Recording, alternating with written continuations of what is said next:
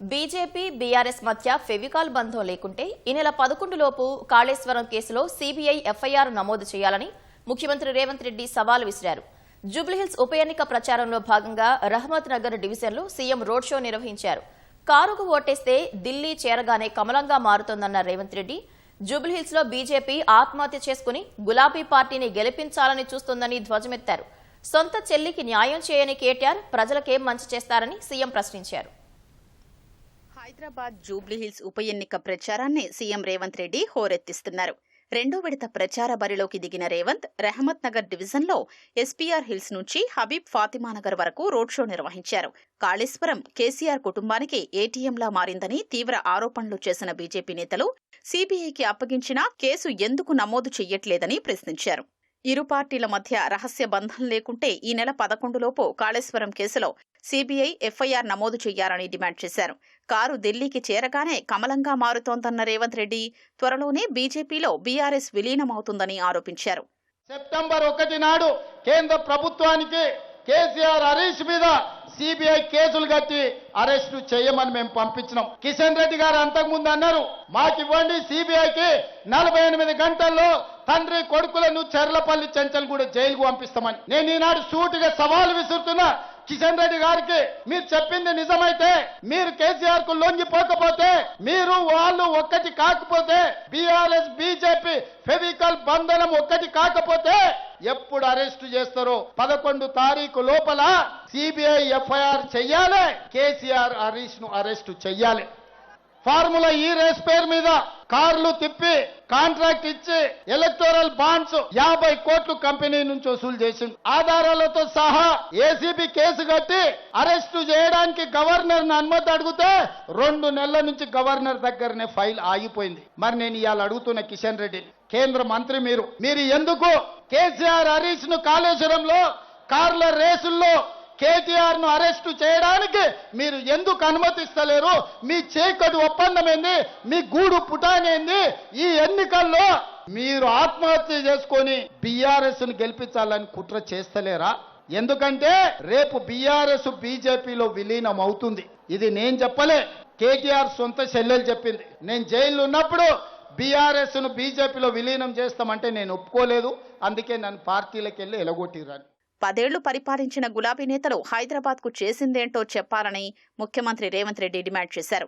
Congress party చేసిన అభివృద్ధి పనుల వద్ద ఫోటోలు తీసుకుని కేటీఆర్ ప్రచారం చేసుకున్నారని దుయ్యబట్టారు. మాజీ సీఎం కేసీఆర్ కుటుంబ సభ్యులకు ఫామ్ హౌస్లు ఎక్కడి నుంచొచ్చాయో చెప్పాలని రేవంత్ రెడ్డి డిమాండ్ చేశారు. 10 ఏళ్లు ముఖ్యమంత్రిగా ఉన్న చంద్రశేఖరరావు, 10 ఏళ్లు మున్సిపల్ మంత్రిగా ఉన్న కేటీఆర్ హైదరాబాద్ కి ఏం తెచ్చిండో చెప్పమని నేను అడుగుతున్నా. శిల్పారామం మేం కడితే ఈ సన్నాసి వాడు సెల్ఫీలు దిగి పెడుతున్నాడు. హైటెక్ సిటీ మేం కడితే ఈ హైటెక్ సిటీ చూడని దాని ముందర బొమ్మ దిగుతాడు. నువ్వు బొమ్మలు దిగనికి నువ్వు ఉన్నావా? 10 ఏళ్లు మంత్రిగా ఉన్నావు, గాడిద పండ్లు తవ్వినవా? మేము హైటెక్ సిటీ కడితే, మేము ఔటర్ రింగ్ రోడ్ వేస్తే, మేము అంతర్జాతీయ ఎయిర్పోర్ట్ కడితే, మేము ఐటీ కంపెనీలు అందిస్తే, మేము ఫార్మా కంపెనీలు అందిస్తే, మేము మెట్రో రైలు తీసుకొస్తే కేసీఆర్ కేటీఆర్ హరీష్ ఏం తెచ్చిరే?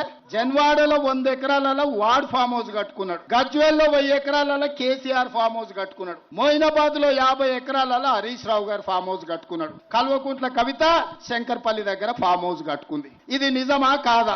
ఒకవేళ ఇది అబద్ధమని కేటీఆర్ అంటే 48 గంటలలో 100 బస్సులు పెడతా జూబ్లీ హిల్స్ లా. ఈ 4 ఫామ్ హౌసులు మిమ్మల్ని తిప్పి చూపిస్తా. ఎక్కడికెళ్ళి వచ్చింది ఈ సొమ్ము? ఎక్కడ సంపాదించారు? రబ్బర్ చెప్పులు లేనోళ్ళు 100 ఎకరాల ఫామ్ హౌసులు వచ్చినాయి. ఎవనే జాగీరది ఏడికెళ్ళి సంపాదించారు ఇవాళ చెప్పమని నేను అడుగుతున్నా. సొంత చెల్లికే న్యాయం చెయ్యలేని కేటీఆర్ ప్రజలకు ఎలా న్యాయం చేస్తారని సీఎం రేవంత్ ప్రశ్నించారు. ఆస్తిలో వాటా ఇవ్వాల్సి వస్తుందని చెల్లినే ఇంటి నుంచి గెంటేశారన్న ముఖ్యమంత్రి ఈ విషయాన్ని కవితే రాష్ట్రమంతా తిరిగి చెప్పుకుంటున్నారన్నారు. తండ్రి సంపాదించిన ఆస్తిలో వాటా ఇవ్వాల్సి వస్తుందని సొంత చెల్లెల్నే ఇంట్లోకెళ్ళి మెడలు పట్టి దొబ్బిన నీచుడెవడని ఉన్నాడంటే కేటీఆర్. సొంత చెల్లెలకు బుక్కెడు అన్నం పెట్టనోడు చిన్నమ్మ బిడ్డ కంట బంగారు గాజులు చేపిస్తాడంట. ఈయనంట మాగంటి సునీతమ్మని ఆదుకుంటాడంట. నేను అడగదలుచుకున్న మా అక్కల్ని, అమ్మా మీ సొంత అన్ననే ఒకవేళ మిమ్మల్ని ఇట్లే అవమానిస్తే ఊరుకుంటారా? సలాకి కాల్చి వాత పెడతారా? మీరు ఒక్కసారి ఆలోచన చేయండి. ఇవాళ నీచుడు, దుర్మార్గుడు, లాలూచి ఉన్నాడంటే వేల కోట్ల రూపాయలు తెలంగాణను కొల్లగొట్టి సంపాదించుకున్న ఆస్తి. అందులో సగం కాకపోయినా చారాన వంతన్న సొంత చెల్లెలకి ఇస్తే సొంత చెల్లెలు తిడుతుందా? ఇవాళ సొంత చెల్లెలు ఆదిలాబాద్ నుంచి మొదలు పెడితే అలంపూర్ వరకు తిరిగి నన్ను మా అన్న వీధిన పడేసిండు, నా తండ్రి సంపాదించిన ఆస్తిలో సిల్లి గవ్వ నాకు ఇయ్యలేదు, ఈయన్ని బొందబెట్టురని సొంత చెల్లెలే తిరుగుతుంది. ఇవాళ ఈయన వచ్చి మహిళా సెంటిమెంట్ గురించి మాట్లాడుతున్నాడు. ఉచిత బస్సు, రేషన్ కార్డులు, సన్నబియ్యం పథకాల్ని నిలిపివేసే బీఆర్ఎస్ కు ఎందుకు ఓటు వెయ్యారని సీఎం ప్రశ్నించారు. జూబ్లీహిల్స్ లో కాంగ్రెస్ ను గెలిపిస్తే 4,000 ఇందిరమ్మ ఇళ్లు కట్టిస్తామని హామీ ఇచ్చారు. నీ ఇంట్లో ఉన్న ఆడబిడ్డలు మంచిగా చూసుకోకపోతే రాష్ట్రంలో ఉన్న 2 కోట్ల మంది ఆడబిడ్డలకు అన్యాయం చేయాలని ఇవాళ బీఆర్ఎస్ వాళ్ళు ఆలోచన చేస్తారు. అందుకోసం ఇవాళ బీఆర్ఎస్ ని గెలిపించాలనా? మీ రేషన్ కార్డు రద్దు చేయనికే బీఆర్ఎస్ ని గెలిపించాలనా? మీ సన్నబియ్యం రద్దు చేయనికే బీఆర్ఎస్ ని గెలిపించాలనా? మీ ఇంటికి ఉచిత కరెంటు రద్దు చేయనికే బీఆర్ఎస్ ని గెలిపించాలనా? ఆడబిడ్డలకు బస్సు ప్రయాణం ఉచితంగా రద్దు చేయడానికి బీఆర్ఎస్ ని గెలిపించాలనా?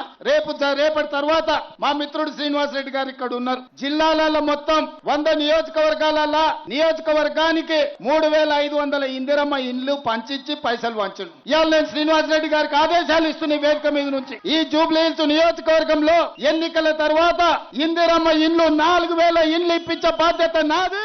జూబ్లీహిల్స్ లో 30,000 మెజారిటీతో గెలవబోతున్నామని సీఎం రేవంత్ రెడ్డి ధీమా వ్యక్తం చేశారు. గతంలో పీజీఆర్ కుటుంబంపై అభ్యర్థిని పోటీకి నిలబెట్టిన బీఆర్ఎస్ నేతలు క్షమాపణ చెప్పాకే ఓట్లడగారని డిమాండ్ చేశారు.